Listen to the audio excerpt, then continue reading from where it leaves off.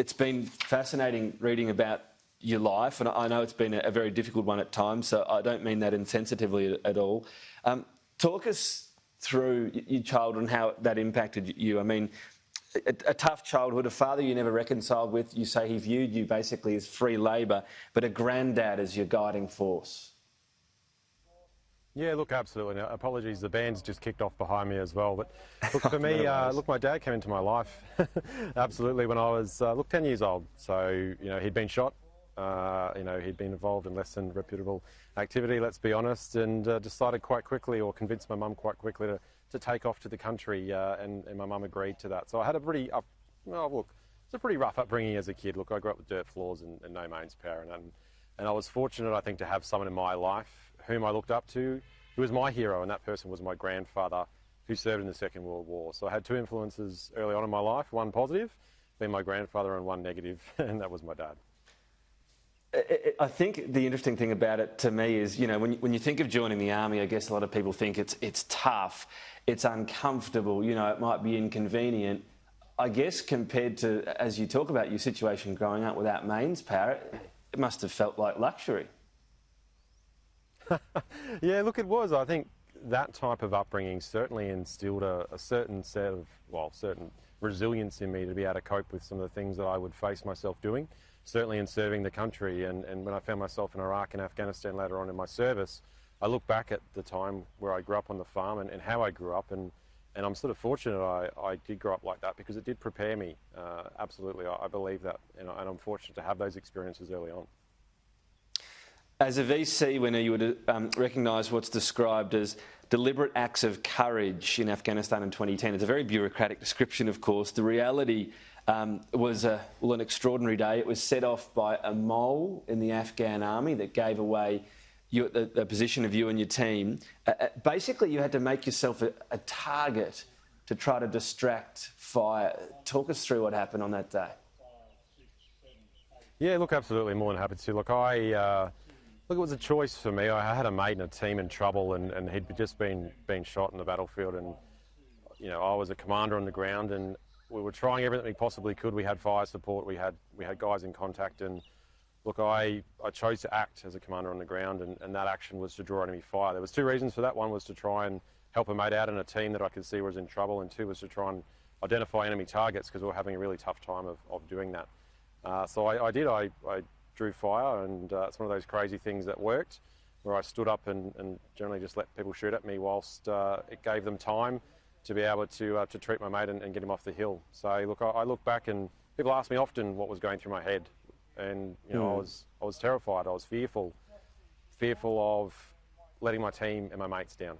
So I mean, that's what prompted me to act in Afghanistan in 2010. Essentially, you were doing a series of what's been called sprints back and forth to try to reveal their position and draw fire, as you say. I'm just trying to wonder what goes through your mind then. I mean, and forgive this analogy, but all I could think of was being in cricket pads and equipment and running back and forth, and you feel so slow. I know you wear a lot of gear in Afghanistan. It must have felt like you're running as fast as you can, but it's just not fast enough with bullets flying around. Yeah, look, that's a good way of describing it. I had plates on front and back, so body armour. I think my combat load was, somewhere in the 40 kilo mark. So that's heavy, and it's wow. It's summer, it's Afghanistan, it's hot, and you move as quickly as you can. And I remember, bullets striking the ground in front of me and sliding down a little bit, and then they're behind me. And it's a very familiar sound for me, is that crack thump of a bullet as it travels past your head, and it's something that I will never forget to the day I die. That sound. So I remember seeing all this happening, though. You know what? I'm committed now, and I'm not going to let my mates and my team down and just continue. 3 runs in total trying to draw fire. But I mean, it was one of those crazy things that was working. I was aware of tactically, if I had got shot, it would have taken guys out of the fight. But for me, look, I just had to do something and had to act. So you were nominated for the Victoria Cross. You were surprised. You're obviously supremely modest. But what surprised you more afterwards is the reaction, this attempt to sort of cleanse your image. What did that feel like? I mean, to me, when you read about your background, none of this is your fault. You grew up in these extraordinary circumstances. You obviously rose to be a pretty extraordinary soldier, and yet they wanted to sort of airbrush what you were. Look, I wouldn't wouldn't say they went too far out of their way to do so. They just chose not to talk about it. And I chose not to talk about it as well. I didn't know how it would be perceived, the upbringing that I had. And, you know, that was a choice by me as well. And, you know, I look back now and I wouldn't be the person I am without those experiences. And it did. I look back and see it as a positive thing, all the, well, negative and tough times I went through, because it did prepare me for what I would have to face in Afghanistan. So, you know, for me it was, you know, a challenging time in my life early on, and some of the things I got up to, but, you know, I certainly don't blame anyone for airbrushing it. It was more of a conscious decision to go, well, I'm not sure how relevant that was or how people would perceive that, so, you know, we don't need to talk about that. But it's all out there now, so it's on the record. Okay, well, good to clarify that, because the other thing is your partner, in writing your book, Courage Under Fire, read about a lot of these things, particularly in your childhood, for the first time. So that was when you were, I suppose, finally saying, well, I'm going to put this out there in the world. That was a bit of a shock for her. Yeah, look, I think for those that have served, look, we don't really talk about our experiences often outside our team and our mates and those that have been with us during those experiences as well. So, I mean, that's a very common, well, my understanding, my personal opinion, but very common amongst those that have served and been in combat situations not to talk about what we do. I've been given a platform now to do so and to share my experiences and take that opportunity to remind people every day that there are men and women of the Australian Defence Force in uniform serving right now as I speak, so always in harm's way. So for me, you know, it is a privilege to be able to talk to you today as well and remind you of that fact. Obviously with COVID, it's changed a lot of things. Not so long ago, you would have thought Remembrance Day would be very different. How important is it to have people along there in person? I know it's a sort of ticketed event to limit numbers and so on, but it will have at least that sense of, you know, human in-person recognition.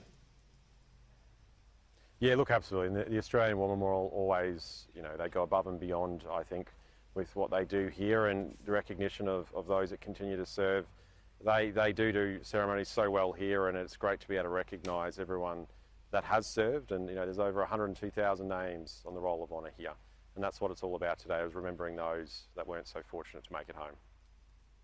So you're involved now with the War Memorial. I understand you see it as a really important place for soldiers to return to, and you'd like maybe even one day to take up the helm there? Look, I absolutely do. I see this place as a place of healing. I don't know how many times I've come across veterans that have served, and for the first time, they are speaking about their experiences to their loved ones here at the Australian War Memorial. That is the power of this place. It's a place of healing. That's how I see it, and I think it plays an important role, and it will continue to do so, certainly after the redevelopment as well, in healing veterans that require that. Is that an ongoing sort of process in terms of improving that? Because the other part of your story is you came back from these pretty extraordinary experiences and you were denied leave, which eventually led you to apply for discharge. That even as recently as what we're talking within the last decade, there was a lack of understanding, at least from one person, as to when soldiers need a break. You look, so much has changed. There's a decade on, and I know there's a lot of work that's been done behind the scenes to try and ensure that that doesn't happen again. You know, it's a big organisation. You know, people do slip through the cracks, and you know, I was one of those there for a bit. However, I do know that there's been, you know, so much work that's gone on since I transitioned out of defence. Look, I look back at my time in Defence Forces, some of the happiest time in my life, even with everything I went through. You know, I was 17 when I joined. You know, I'd finished all my training. I was still 17, so it will, without a doubt, be a place that I remember fondly and what we'll talk about in a positive light, because it was good for me, and my experiences have varied certainly throughout my career. But you know, for a young person out there that's not entirely sure where they want to go and their direction in life, I'd say, you know what, have a look at the Defence Force. Yeah, well, it comes shining through in your story, as I said, that it was the fork in the road that changed your life. Daniel Keighran, really appreciate your time and, of course, your sacrifice as well on this special day. Thank you. Appreciate your time as well. Thank you so much.